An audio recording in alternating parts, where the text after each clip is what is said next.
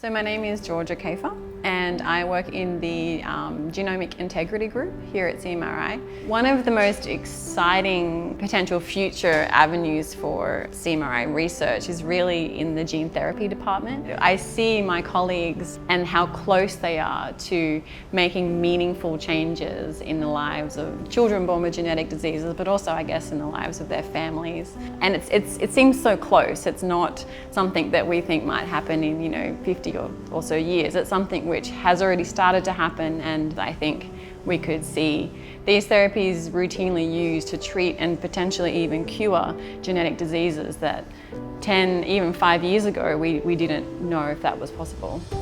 The thing that really inspires me about CMRI is the fundraising aspect. We have a team of fundraisers here who are made up of a handful of professionals, but also a huge number of volunteers.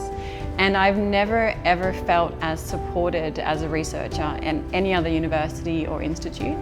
And seeing the effort that they put into generating the funds and the resources for us to do the things that we need to do really makes me, or it inspires me to get the most out of what they source for us. People should have hope in medical research, and especially the research being done here at CMRI, because the sort of things that we're researching aren't just applicable to one disease or applicable to one condition.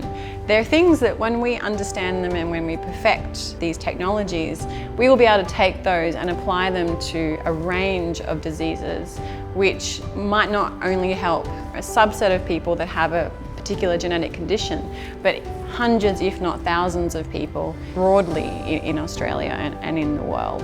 I'm proud to be a medical researcher here at CMRI. I feel privileged to be able to do work every day that one day might even help change the life of one other person, let alone hundreds or thousands.